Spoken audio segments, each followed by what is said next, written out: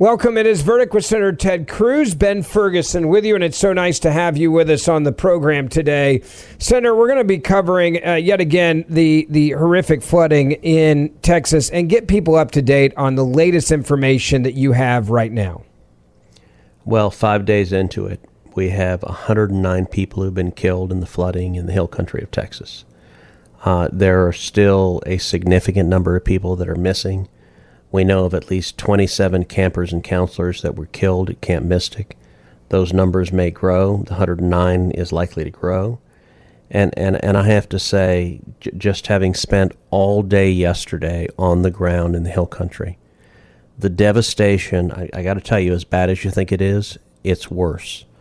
It is being on the ground in Camp Mystic, and later in this podcast, I'm going to walk you through exactly what is going on in Camp Mystic, what the state is.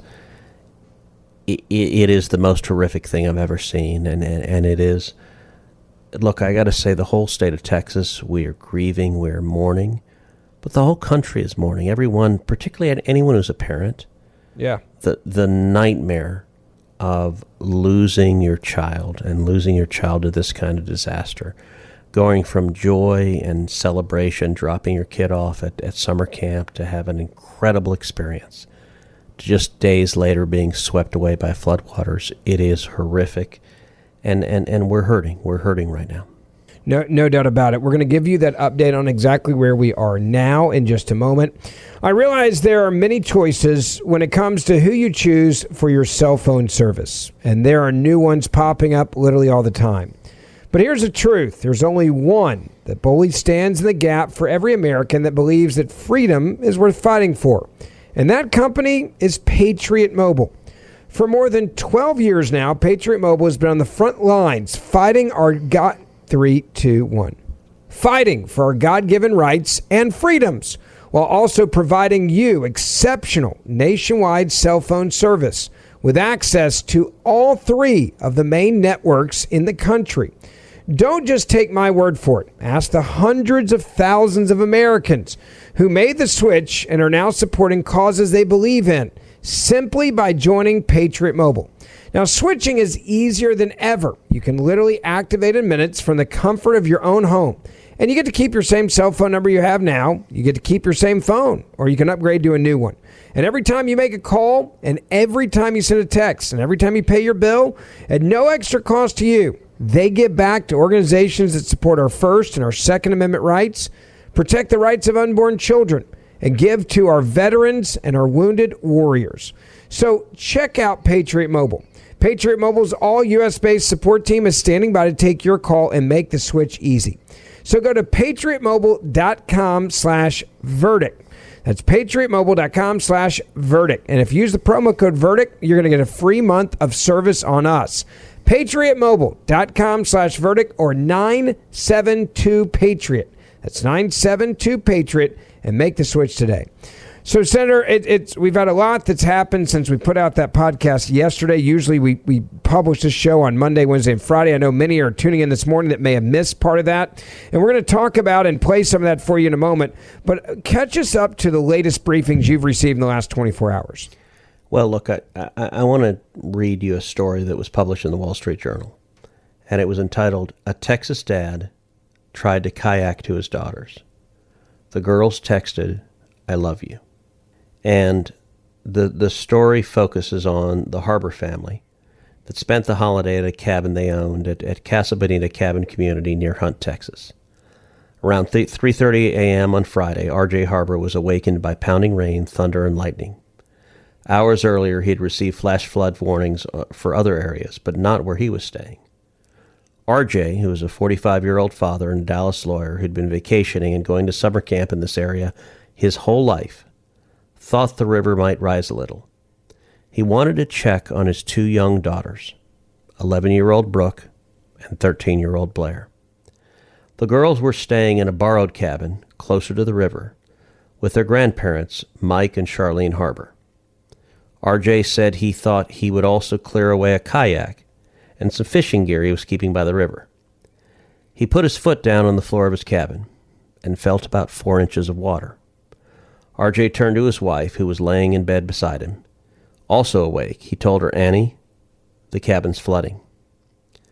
RJ could see the water rushing in through the front door. He tried to open the door, but he couldn't. He looked out the window and saw the water level was about 2 feet below the window. "We need to get out right now," RJ told Annie. They grabbed a few items. Their cell phones and a bag they hadn't unpacked. By the time they jumped out the window, about 2 minutes later, the water had reached up to Annie's neck. The Harbors hurried to another cabin nearby on slightly higher ground. They knocked on the door and woke the family. By the time the family came to the door, the water was almost at their door. They went to another cabin and woke a third family as well. RJ borrowed a kayak, a life vest, and a flashlight. He started a kayak to the cabin where the couple's daughters and RJ's parents were staying. It was about 100 feet below, and he reached about halfway when, RJ said, a swell knocked him into a post. I shined a flashlight out there, and I could see it was white water, and I've kayaked enough to know that was going to be impossible. He could see an entire cabin had been detached from its foundation and was stuck against the side of the cabin where his daughters and parents were staying. There were cars floating at me, and trees floating at me. I knew if I took even one stroke further, it was going to be a death sentence. RJ turned around to get his wife and the remaining families. They went to a home nearby on higher ground across Highway 39, where a family let them in about 3:45 a.m. That was when he checked his cell phone, and he saw a text sent at 3:30 a.m. from his daughter, Brooke. Receiving the text alone was a miracle in the area, where he usually couldn't get cell serviced. It said, "I love you." Annie, 43, worked at St. Rita's Catholic School, which both girls attended, received texts from both Brooke and Blair, time-stamped at 3:30 a.m., that said, "I love you." Their other grandfather, who lives in Michigan, received text with, "Love you," and a photo of the girls with him. The Harbors and the other families waited without power all night, hearing horrible sounds. The next morning, they realized they had been hearing the cabins being ripped off their foundations and crashing apart. At sunrise, the water had finally receded enough for RJ to go back to the site. Only a half dozen of the community's 20-something cabins were still standing. The others had been ripped from the foundations, leaving only their tile floors. The cabin where Blair, Brooke, and their grandparents had been staying was completely washed away. Blair and Brooke's bodies were found and identified about a dozen miles from the cabin. Their grandfather's bodies was recovered on Monday. Their grandmother was unaccounted for as of Monday afternoon. Can you imagine, Ben? No.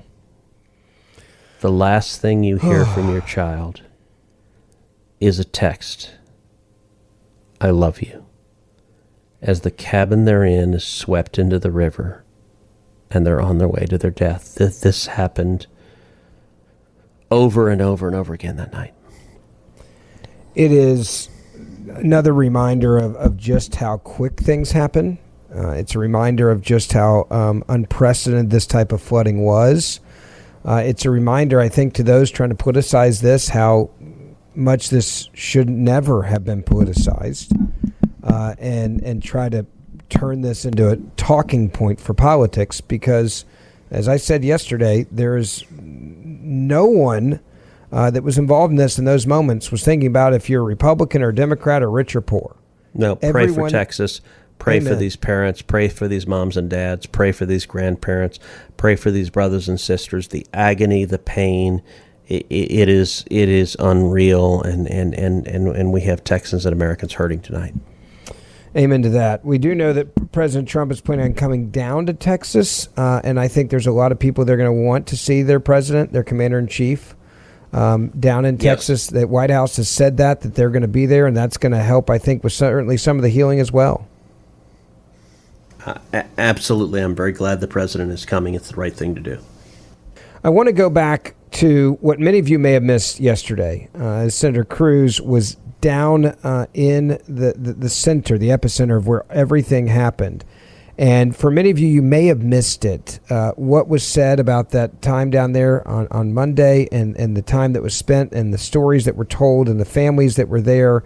And if you missed it, I hope, by the way, that you'll take this show and share it wherever you can so others can hear exactly what happened in Kerrville and the surrounding area, and how you can also help as well. So if you missed that yesterday, when we put this out on a day we normally don't publish, we wanted to play that for you again right now. Well, Ben, you and I are recording this at 12:36 a.m. Monday night, and I spent the entire day in the Hill Country, starting at 6 a.m. this morning, and I visited with families who were grieving. I went to Camp Mystic and saw firsthand the devastation. I will tell you, there are not words to describe just how much Texas is hurting. This is across the state and across the country. People are grieving. They're grieving for the moms and dads. This flooding, I'll tell you, in my 13 years in the Senate, I've seen a lot of natural disasters, hurricanes and tornadoes and wildfires, and it's always difficult. But this was something really different. What happened in the Hill Country right now, the fatality count, it is over 100. It is expected to keep growing. They are still searching for and finding bodies.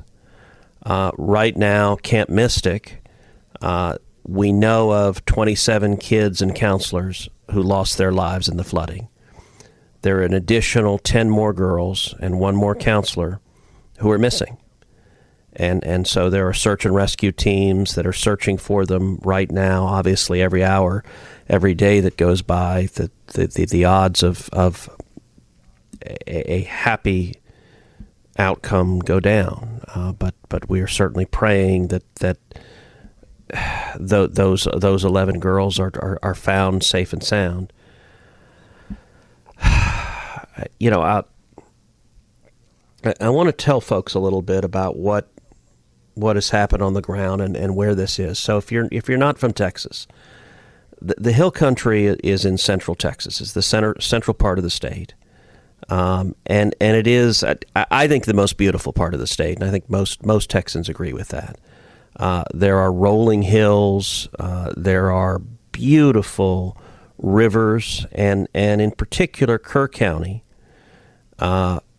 there are about 40 summer camps, and there's a long tradition of camps. It's an incredible tradition that goes back 100 years, where people went and formed these summer camps because the natural beauty was so extraordinary that it's an incredible place for girls and for boys to come and spend typically a month at a time. And Camp Mystic is 100 years old. It is a Christian girls' camp. And I will tell you, Camp Mystic is really an institution in Texas. It is, you see families from all across Texas who, at the end of typically the month-long camp session, that there's a 2-day closing ceremony, and you'll see grandmothers and moms and daughters, 3 generations of Texas women that are there, and it is, look, for me, this is not abstract. Our girls have gone to camp in Hunt in Kerr County for a decade now, and actually just last week, Heidi was there picking up Catherine, our youngest daughter, from camp. And so this was literally a week ago that my daughter was there. She was at camp. They'd been there for a month. And I'll tell you, these camps they teach girls independence and responsibility and teamwork. And the friendships that are formed are lifelong friendships. Catherine's best friend is a girl from from the Rio Grande Valley, who she would never have met going to school and growing up in Houston if it were not for that camp. And they are absolutely inseparable. Those sorts of friendships you see at the closing ceremony. You see women in their 70s and 80s with those same lifelong friendships. And when this flooding hit, it just devastated Camp Mystic, and not just Camp Mystic, but the entire region. It was the 4th of July weekend. Yeah.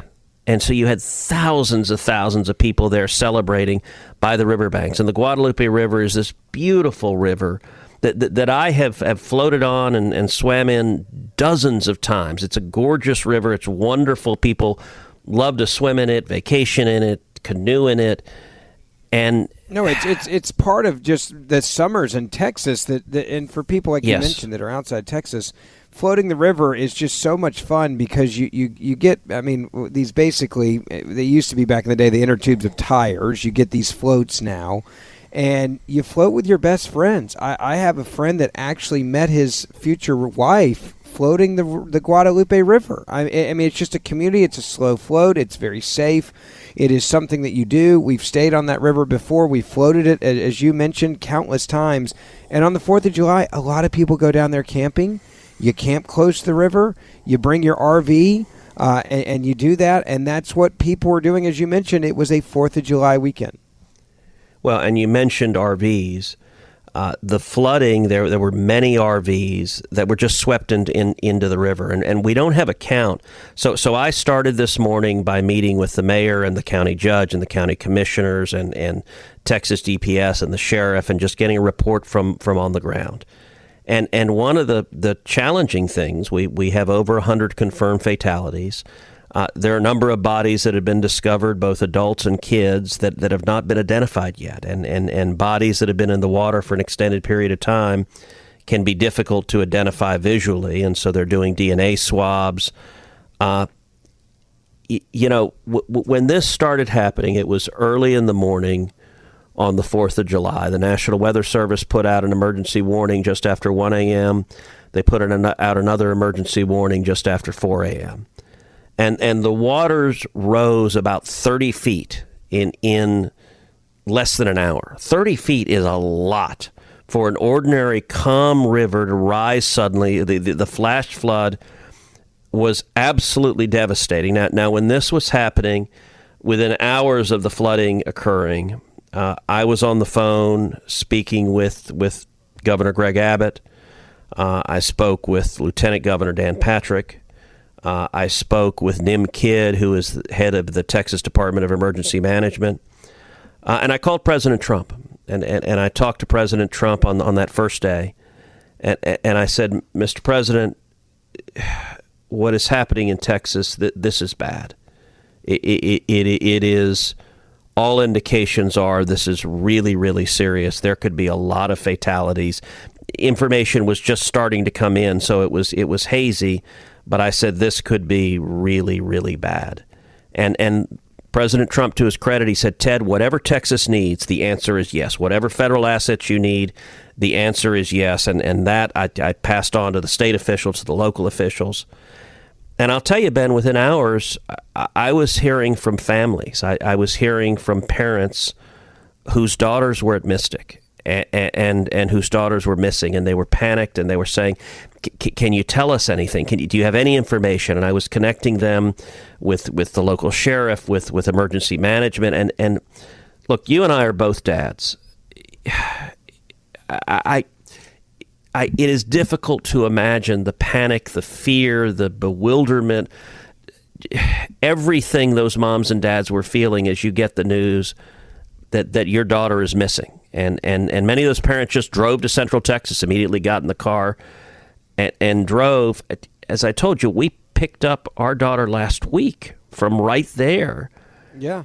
And Catherine said to me, she said, well, why would the dads drive there? And I said, sweetheart, that's just what you do. If your child is lost, you just go. You'll move heaven and earth. You'll do whatever you can. I mean, this is the same conversation I have with my boys. And the ages here, you see these little girls that are missing. And one of my wife's high school friend's daughter is one of those that lost her life, and having that conversation with your kids who are the same age. My twins are 6. They could have been at camp, and my oldest is 8. Could have been at camp. And you put yourself in that situation of just what would you do, and it's exactly what you just said. You just go, and there's been. I also want people to understand flooding in this region, because I think there's been a lot of misinformation nationwide on this, so that people understand the hill country and kind of how it works. There's a lot of rock in the hill country, and so when it rains, the water doesn't absorb into the land like it does in most places in the country. Like when we get rain in Houston, or when I lived in Dallas, like it rains and a lot of the water goes into the earth, and you don't have this flash flooding, this massive quick flooding. In the hill country, that's what you get when you get rain. But to be clear, in this part of the hill country, they don't get a lot of rain. They can go hundreds of days without rain in this area. And so when there's a reality of, like, when it rains, the locals know that you're going to have some flooding in the low-lying areas, and you kind of know where those areas are and where the bridges are and where the low areas are in the roadways. This is something that no one had seen in their lifetime. There had never been flooding like this in Kerrville or in Comfort the way that we are witnessing it now. And so there's some people, I think, out there acting like, well, they should have, this is something that happens so common. I've seen comments like that. This was catastrophic. You witnessed it today. Yeah, it was utterly unprecedented. I went up in a Coast Guard helicopter, and I flew a significant portion of the Guadalupe River. And I will tell you, just looking at the devastation, water, when you have a fast-moving wall of water, nothing stands in its way. There were cars strewn everywhere. And by the way, when a car is being thrown and it crashes into a tree, it destroys the car. But there were thousands and thousands of trees that were just mowed over by the water, because when water hits a tree, water's a lot stronger than the trees. And the volume of, you saw houses just taken clean off their foundation and swept into the river. We were talking about RVs. A lot of people bring RVs or in mobile homes. And look, if you're going to a campsite, it's a 4th of July weekend. It's a great weekend. And the problem is RVs and mobile homes are particularly vulnerable in a flood or tornado or other natural disaster. And so you just had multiple RVs swept into the river. They don't have a firm count. They don't know how many people they're looking for, because many of the visitors were not from Kerr County and were just there to celebrate the 4th of July. Going down, flying that helicopter and just seeing the extent of the devastation was massive. And look, but I want to say this: there's so much grief in Texas. Our hearts are broken right now. And their families from Houston, from Dallas, from Austin, from San Antonio, from every community in Texas, and they're campers who come from all over the country to come to Camp Mystic, but many of them are from cities in Texas. And many of them, you and I know, we have multiple friends who've lost children. My street at home, around the oak tree in our front yard, we have a big green ribbon for the girls at Camp Mystic. And if you look at tree after tree just going up and down our street, there are green ribbons on tree after tree after tree. But I want to give some encouragement. Look, this is unbearably hard and painful for the state. But in the face of unspeakable pain, there's also unbelievable courage. And there were over 850 rescues from that river. We had early on, when I got on the phone and I worked to make sure that there were federal assets there, we had over a dozen helicopters in the air. We had Coast Guard in the air. We had National Guardsmen in the air. We had DPS in the air. We had game wardens on the ground. And they were rescuing people, pulling them out of harm's way. I I met today with a Coast Guard swimmer, and by the way, Coast Guard swimmers are incredible. I've analogized Coast Guard swimmers before to kind of a blend of Navy SEALs and California surfers. And I've gotten to know several of these Coast Guard swimmers. And Hurricane Harvey, I got to know them, and they're utterly fearless. These are guys that jump out of helicopters into hurricane-force winds and waters and just swim and rescue people. And they kind of, often will be just sort of dudes, like surfer dudes, who are these incredibly fearless lifesavers. Well, I met this one Coast Guardsman who landed at Camp Mystic. He was on a Coast Guard helicopter. They landed him there, and he rescued 165 girls. And I talked with him. His name is Petty Officer Scott Ruskin. He's 26 years old. He's from New Jersey. And it was his first mission as a Coast Guard rescue swimmer. He's new to the Coast Guard. He did a lot of training, but they put him on the ground there. And it was the highest part of Camp Mystic, and then they brought in a whole series of helicopters to helicopter the girls out because all the roads were underwater, so you couldn't drive in and get the girls because the roads were completely submerged. And so he was there. He spent 3.5 hours on the ground at Camp Mystic. Understand, there's torrential rains coming down. He's sitting there with girls who are terrified, who are crying, who are screaming, who are scared. Some of them were singing hymns, and he's trying to comfort them. They dropped him off, and he was the one staying with them and trying to get the girls. That they would come and land helicopters, and they would load about 15 girls, and they'd take them to a safe place, and they'd come back and pick up another load and another load and another load. So for 3.5 hours, when I visited with him. And it's interesting. He's 26 years old. He has kind of short blonde hair and a mustache. And it's, he's done some media interviews today. And one of them, he said, I'm just a dude, which is sort of what I said about like and he was saying, and he was kind of laughing and saying like he talks to his commanding officer and sometimes says, hey, dude. And he's like, oh, wait, you're my commanding officer. Sorry. But it's kind of just how swimmers are. It's sort of their culture. But he said he had just gotten off the phone with a mom and dad and a girl who he said they were crying and he was crying because they said, you saved my daughter's life. She said that when she was terrified, you held her hand and just held her hand as you put her in the helicopter and made her not be scared for a minute. And that heroism was happening over and over and over again. It's incredible. It's the best part of the tragedy is just seeing how quickly people came together. There's also another aspect of this, and I do want to just take a moment and set the record straight. There have been some people that have tried to use this tragedy to score political points. It makes me sad that there's people in the media and there's people on the left that are just that vile and partisan. We even saw, a pediatrician that actually worked where my kids go to a pediatrician who said that basically the people deserve what they get because they voted for Donald Trump in this area of the country. Thank goodness it was exposed and she was fired today for that. It is sad to see this happen.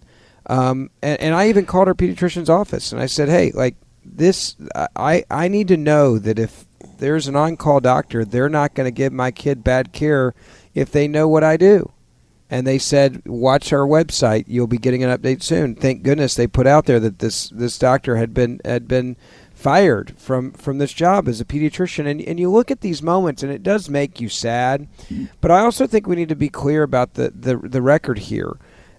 There's a lot of rumors that this was all preventable, that this was somehow Donald Trump's fault. This was the fault of defunding of FEMA and different agencies, the National Weather Service. All that is a lie. They were staffed adequately. There were warnings that went out. Can we learn from this and do better? Absolutely. Could we put maybe a warning system on the riverbanks? Something they've talked about 7 years ago, but it was voted down because of the costs in Kerr County.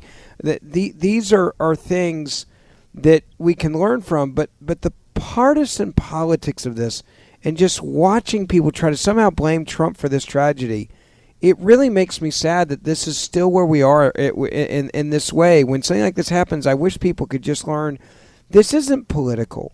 This storm didn't care if you're Republican or Democrat or agnostic or Christian or Jewish or Catholic or anything else. They didn't care if you were rich or poor, black or white. Everybody that was in the line of this flooding, life was in danger. That's what people should focus on, and the help we can do to give them, not trying to say, all right, how do we use this to make points? Yeah, you see this, unfortunately, frequently after natural disasters, after hurricanes or tornadoes, or in this case, flooding, that partisans will try to attack their political opponents and score cheap points. And there are a bunch of folks online and both in the media and on the left that are just trying to attack Trump. And you know, if there's a hurricane, the hurricane is Trump's fault. And in this case, the sort of talking point of the left was that Doge made reductions in different areas of government, and the National Weather Service, they say Doge gutted it. Now we know that is not the case. How do we know that? Number one, because the National Weather Service in this case put out two warnings. One, as I mentioned, just after 1 a.m., one after 4 a.m.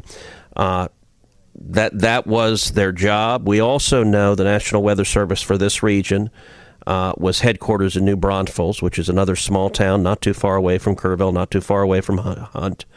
And the night of this flood, they not only had full staffing, they had three extra people staffed that evening because they knew it was going to be a difficult weather event, so they deliberately staffed up.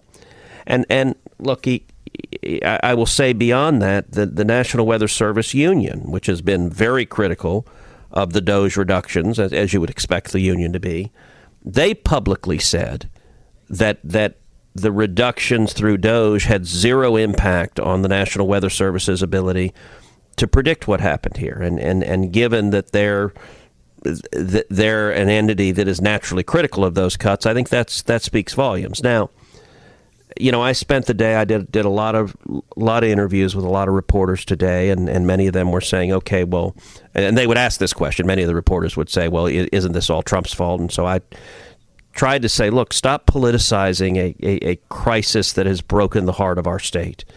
But as you noted, and listen, with any disaster, there's a natural order of events. The first phase is search and rescue. It is crisis, saving people's lives, and we have been in that phase. We're still in that phase, looking for these 11 still missing girls. But that phase will soon come to an end.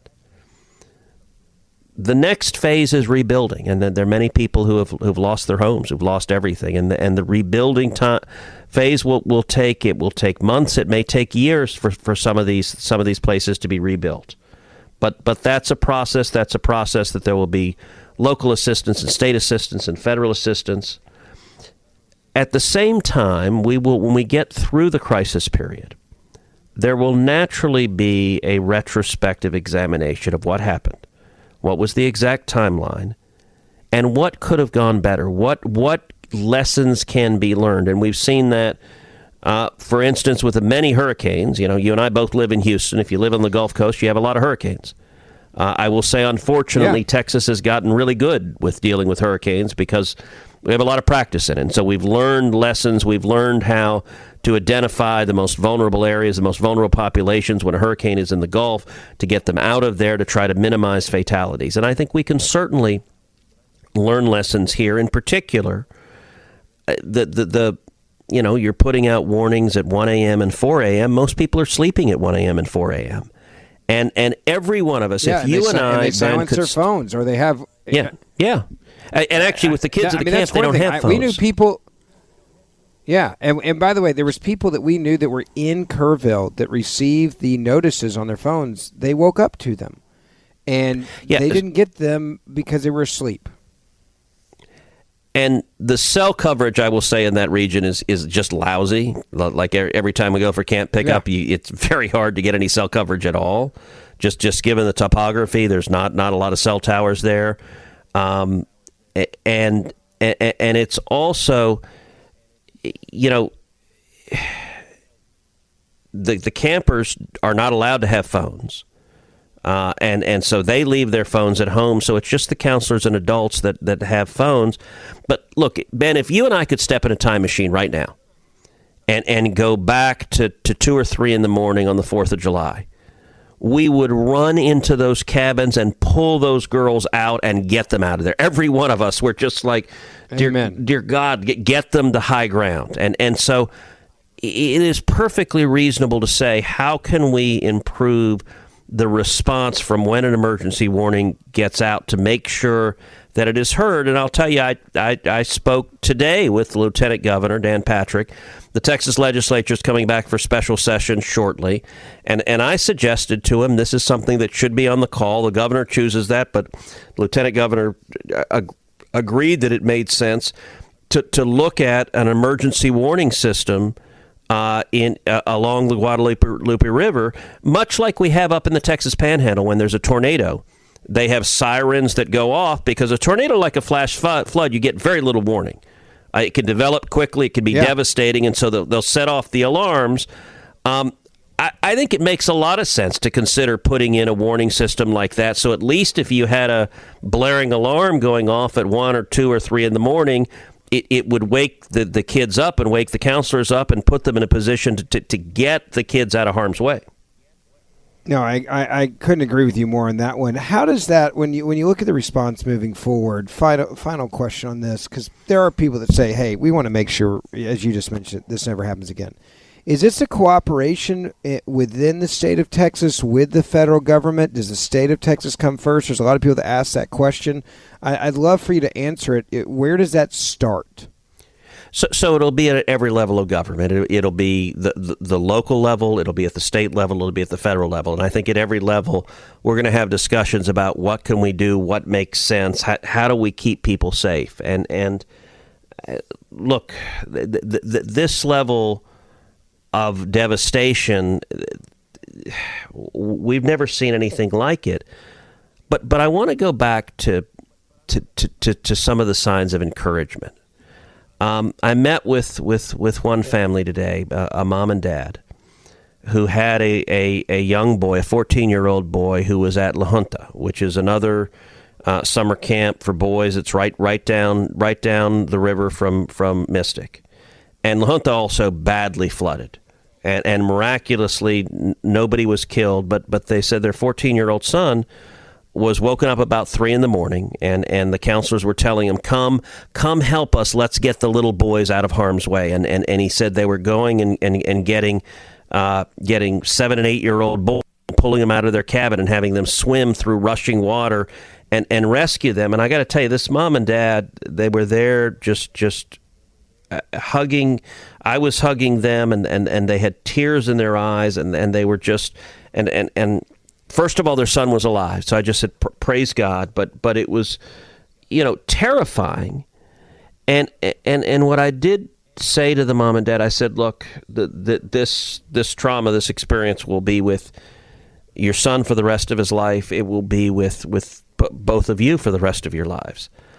But I said, your son also has the experience of knowing for the rest of his life that as a 14-year-old boy, he helped save the lives of these younger 7, 8, and 9-year-old boys. That there are boys and soon to be men living because of his heroism in a time of crisis. And that I heard another story of a counselor who was in a cabin. The cabin was filled up with water. His head was just barely sticking above the water where he could breathe.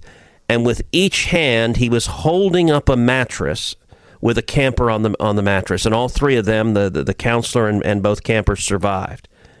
Those sorts of acts of heroism happened over and over again. There's stories of Eagle Scouts who were counselors rescuing young kids over and over and over again. That was happening repeatedly. But I'll tell you, Ben, the most difficult thing I did today is I went to Camp Mystic. And I went and walked the grounds at Camp Mystic, and I think it may be the most horrifying thing I've ever seen in my life. You walk through, and actually as you walk through, the river was calm and peaceful and beautiful. but it rose, and it rose suddenly. And I will say the press, I think, has been less than clear and honest about how Camp Mystic is set up, because they've described it as saying, well, the cabins for the young girls were down by the riverbank, and all of the other cabins were up high. That's not accurate. And walking the grounds, the cabins are all hundreds of yards removed from the riverbank. There's a lot of distance between the river and where the cabin is.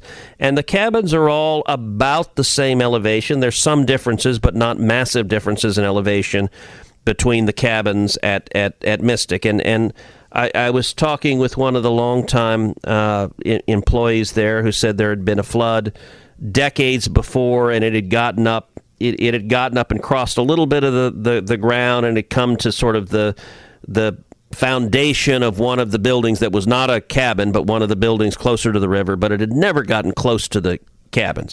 So that's one thing to understand. People say, well, gosh, this is prone to floods. Yes, but in the 100 years of Camp Mystic, there'd never been a flood where the water had gotten to the cabins.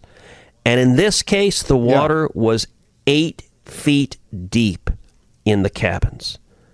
Walking through, and every building, you could see the water line. You could see the water line outside the buildings, and it was 8 feet deep. And in the cabins, the water shattered the windows. It swept the furniture out. You looked in the cabins, and every one of the cabins, the furniture had been swept out. The windows were all shattered.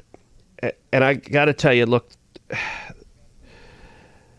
there was one cabin. It's called the Bubble Inn. And it's a cabin at Mystic where the youngest girls were. And outside the Bubble Inn were 16 white crosses. And on each one of those was a name of a little girl.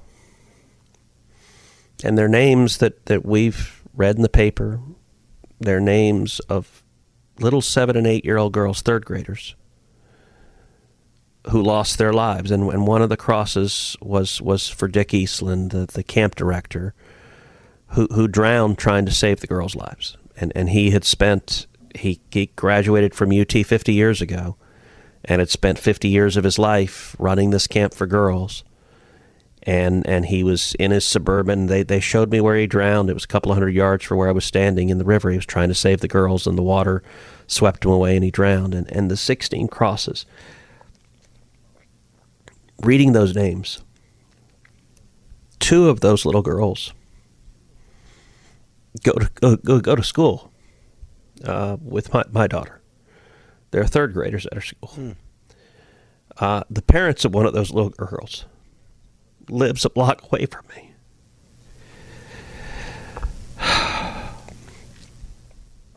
And I'll tell you, I just knelt and wept.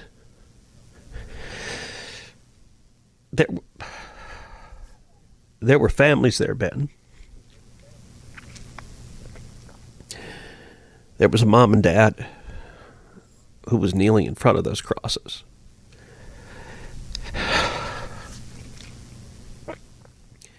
And they were kissing the cross. And I stood back. I didn't want to interrupt their grieving. But just watching them.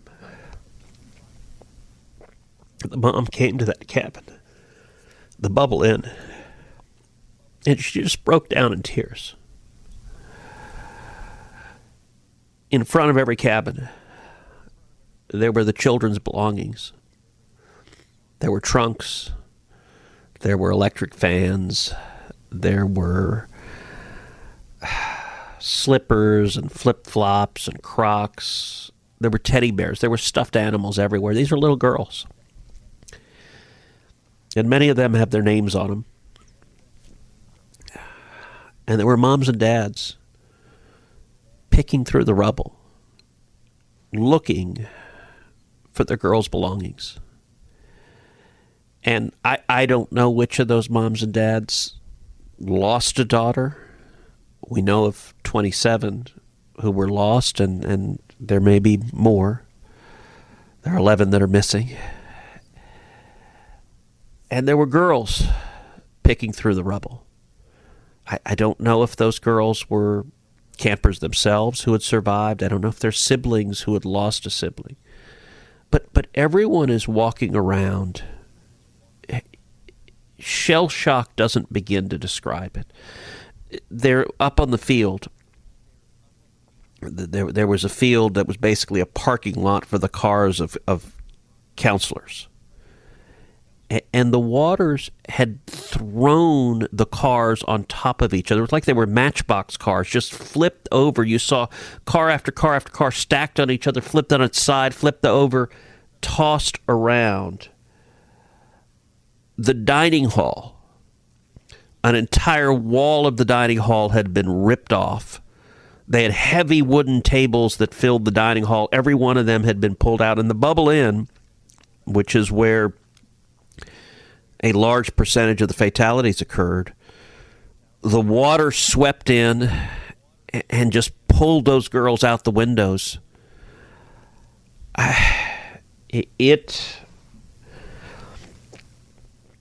Seeing that, and I saw it first from the helicopter, and you could see all their belongings spread out, but then standing there and viewing it from the perspective of a dad. I've helped my daughters pack their trunks. I've can't pick up every year. You go and pick up your daughter's trunk, and it's a joyful time. Our state is mourning right now, Ben. I tell you, for everyone listening, and I say this, just pray for the people that are affected. Pray for the people in Texas. Pray for the families who are still without their loved ones. They're still trying to find them. Pray for the moms and the dads who are planning the funerals, as we know people personally that are doing that and getting ready for that this week. Pray for the moms. God, please pray for the moms. Yes. Yes. And anything you can do to help with all of there's so many different groups that are helping the people in Comfort and Kerr County, and there are people that need help, and we focus so much on the kids, but there's a lot of elderly people that have been affected by this. There are a lot of people that lost their lives and all their belongings, and help any way you can with all of the nonprofits that are getting involved that are doing this, and we're going to keep you updated, but I would just say hug your babies. And Ben, I want to say, Ben, I want to say three more things of encouragement. So, in Hunt, there's a store that's kind of a focal point. It's called the Hunt Store, and it's right at the junction of two of the highways. You go up one highway to go to one of the big camps. You go up another highway to go up to Mystic and La Junta, and actually La Junta is right across the street from the Hunt Store. The Hunt Store, the flood utterly gutted it. It's just ripped out in a hollow shell. I went and stopped at the Hunt Store and just visited people who were there or gathering there, and they'd actually changed the sign where it said Hunt Store, and instead of Hunt Store, they changed the sign to read Hunt Strong. And Heidi and Catherine were at the Hunt Store last week. I mean, I've been there dozens of times. The owners were there. I just hugged them, and there were just like residents there who were just they're mourning and grieving. And I'll tell you, there was a giant barbecue truck. All right, so this is a story that is amazing that you're going to like. It's a barbecue truck from Rockport. Rockport is a town down on the Gulf Coast, and Rockport, when Hurricane Harvey hit, it devastated the Gulf Coast from deep East Texas to south, all the way really to Corpus Christi. So that's a lot of, and Rockport is right in there. It's by Port Aransas and Aransas Pass. And Rockport was devastated by Hurricane Harvey. Well, these guys, and these are big old Texans with big old beards. They look like ZZ Top, and they said, well, when Hurricane Harvey hit, there was a group from Hunt, Texas, little town in the hill country, that came down to Rockport and set up a food truck and fed us when we had lost our homes. And so they got in a truck and drove up this giant smoker and griller, and they were just giving away free barbecue. And one of the things that's really cool, I was in Rockport several times after Hurricane Harvey, and I was in all the towns up and down the Gulf Coast. But I was at those food trucks. So I don't recall visiting with someone and hearing that they were from Hunt down in Rockport. But you know what? In Rockport, they remembered that. And that's something we see happening, just Texans coming together. The Cajun Navy from Louisiana came and were there helping people out. That was incredible, and I just had a chance. I visited with a family, one dad who introduced me to two little boys, and he said both of them lost some of their closest friends in the flood. And I said, little kids, and they're not much older than your boys, they shouldn't have to deal with death and loss at that age.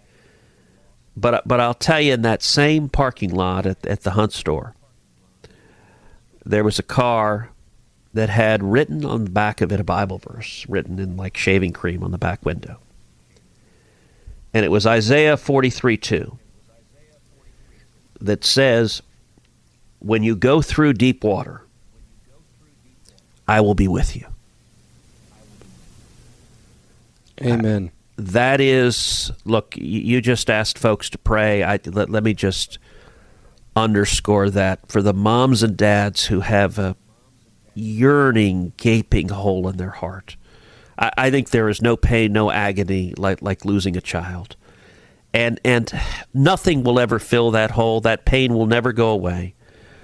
But they need love. They need support. They need friends. They need families to hug them, to hold them tight, to just give them a shoulder to cry on, and to hold them up. And I got to tell you, this is a time for the church. One of the reasons Texas, I think, we are so resilient when facing natural disasters is because the church is strong in Texas, and you see churches step. I started the day actually by visiting with a number of chaplains who look, you want to talk about it was brutal on the chaplains when you're dealing with moms and dads who've lost their kids and they're just weeping. Even a chaplain, a man or woman of strong faith, I mean, it rips your heart out to be with a parent who's lost a 7 or 8 year old daughter. And right down from the Hunt store, there was a church that had a big sign, free barbecue, lunch and dinner, all are welcome. And that's what the church should be doing, is helping and clothing and comforting and taking care of the needy. And that the church should always be doing that, but especially in time of crisis. And I want to close this pod today, Ben, with something I saw on the internet, and it's a video that was recorded in a bus that was driving a bus full of campers from Camp Mystic after this flooding. And it's a video recording, and you can watch on X. There's a video of it's an iPhone or so that is going along and showing the video as they're driving along, and you can see the wreckage and the wreckage and the wreckage and everything. But the girls are singing hymns, and Mystic is a Christian camp. And these are girls that have just been through hell, have been terrified, have lost friends. Some of these girls have lost siblings.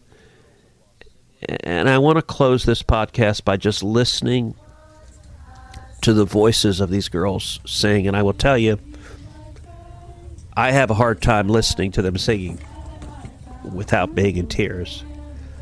But I want you to hear them singing these hymns. I'll shout it from the mountaintops. Praise God. I want my world to know the Lord of love has come to me. I want to pass it on. I'll shout it from the mountaintops. Praise God. I want my world to know the Lord of love has come to me. I want to pass it on. Oh my God, oh my God, oh my God. Pure and holy, tried and true.